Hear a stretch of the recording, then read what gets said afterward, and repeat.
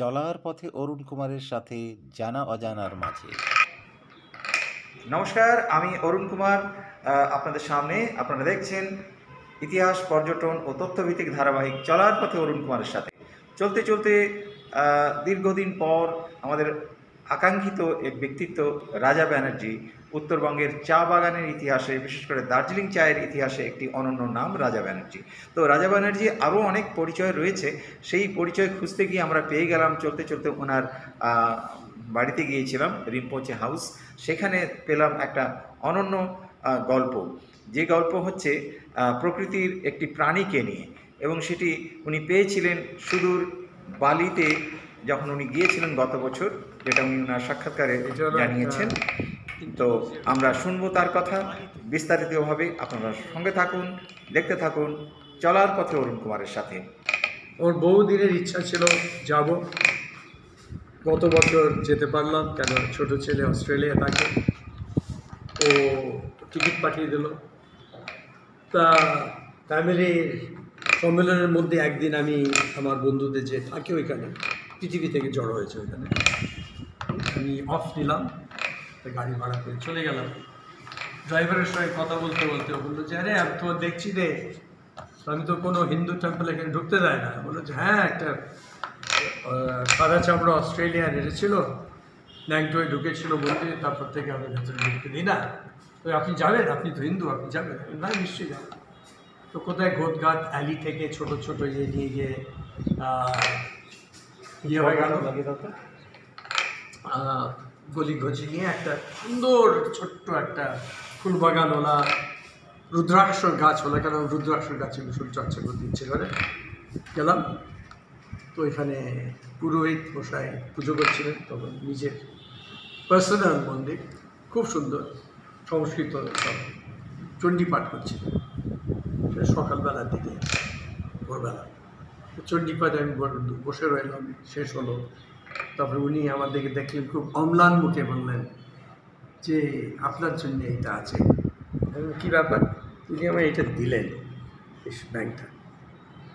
এই ব্যাংকটা কেন? আপনি প্রকৃতির সঙ্গে কাজ করেন, এই প্রকৃতি বিরাট একটা ছাড় টুকরো অংশ ভীষণ কন্ট্রোল করে।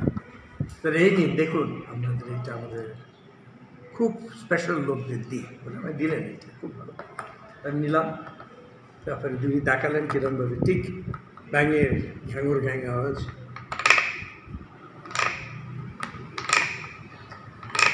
আর এই যে যখন ওরা হাঁপিয়ে ওঠে, যখন ওর মেটটা দেখতে পায়, ওদের জুড়ি হবে, তখন এটা খুব এক্সাইট হয়ে যায়, এটা ডাকার জন্য। বর্ষা হয়েছে, ব্যাঙ বেরিয়েছে, তারপরে ওর সাথী যখন দেখলে এক্সাইট হয়ে যায়। এই হলো কাহিনি।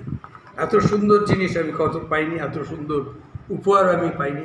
তা ফিরে এসে আবার টেবিলের ওপরে রেখে দিই, এবং মাঝে মাঝে যখন দরকার হয়, এটা এই প্রথমবারই আপনার সঙ্গে এই গল্পটা বললাম, কিন্তু এটা শেয়ার করে নিই। আচ্ছা রাজাবাবু, আপনি আমাকে সংক্ষেপে বলুন, এই যে আপনি কাঠের তৈরি এই যে ব্যাঙের আওয়াজ, এই যে গল্পটা আপনি বললেন, এটা কতদিন আগে আপনি গিয়েছিলেন, কোথায় গিয়েছিলেন, এবং কত সালে সেটা? এইটা গত বছরের শুধু, কিন্তু ইন্ডোনেশিয়া আমি বহুবার গেছি। আমার দ্বিতীয় বই বেরোচ্ছে, এবং বাংলাতেই প্রথমে বেরোবে বইটা। ওইটার নাম হলো Darjeeling song of the free, এবং উনি যে আমার ট্রান্সলেটার আছে, বাংলা ট্রান্সলেটার, উনি ভীষণ দখল আছে, ভালো ভদ্রমহিলা ট্রান্সলেট করছেন। এখন বেরোবে, এই বছরের আগেই শেষ হবে, এটা বেরোবে, তখন আপনি পাবেন। কিন্তু প্রথমে গিয়েছিল 90 সাল, তখন সোয়ার্থর টাইমে। ওই সেকেন্ড বইয়েতে গল্প আছে ইন্ডোনেশিয়ার, কিন্তু তখন আমার ইচ্ছে ছিল, বালিতে যেতে পারিনি। তারপরে 2007 কি 8 সালে ইন্টারন্যাশনাল টি ফেস্টিভ্যাল হয়েছিল, ওই তখন আবার গিয়েছিল, ওই বরবদুর এটসেট্রা। তো যোগ জাকাতাতে হয়েছে, যোগ জাকাতা হয়েছিল সম্মেলনটা ইউনিভার্সিটির কাছে, ওই চায়ের সম্মেলনের বিষয়ে। কিন্তু তখন আমি যেতে পারিনি। কিন্তু গত বছর যখন গেলাম, তখন আমার ইচ্ছা পূর্ণ হলো। আমার একটা বাকেট লিস্ট এর মধ্যে সম্পূর্ণ হয়ে গেল, বাড়িতে যাওয়া, এবং আমি ওই মন্দিরে থেকে পেলাম এই অদ্ভুত এটা উপহার, ভগবানের এটি যেটা প্রকৃতির। কেন প্রকৃতি আমাদের সব কিছু ফ্রি দেয়, আর মানুষ প্রকৃতির বিরুদ্ধে গিয়ে জিত খুঁজি, কী করে আমরা জয়ী হবো। যেমন T20 গেলাম, জিতে গেলাম, বাংলাদেশ কিন্তু জিত হার হয়, কিন্তু এটা আসল নয়।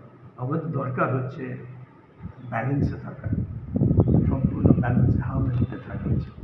ওই যদি পাই তাই। এবং এই ইন্ডোনেশিয়া থেকে এই গিফটটি, এটা আমার খুবই প্রিয়, আমার ডেস্কের উপরে আছে।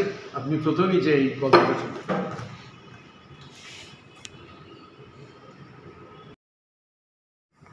অর্থাৎ আপনারা দেখলেন, শুনলেন এই উত্তরবঙ্গের বিশেষ করে দার্জিলিং চায়ের ইতিহাসে অনন্য ব্যক্তিত্ব এই রাজা ব্যানার্জির সাথে যে আমরা কথা বললাম, ওনার সংগ্রহে যে বিষয়টি ছিল, অর্থাৎ এই কাঠের তৈরি একটি ফ্রক বা আমাদের প্রকৃতির বন্ধু ব্যাঙ, বা এই বিষয়টি অত্যন্ত আকর্ষণীয় এবং একটি গুরুত্বপূর্ণ বিষয়, যেটা আমাদের অজানা ছিল এবং যেটা তিনি তুলে ধরলেন আমাদের সামনে।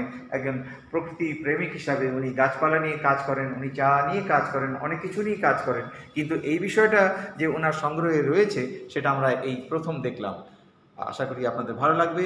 সঙ্গে থাকুন, দেখতে থাকুন চলার পথে অরুণ কুমারের সাথে।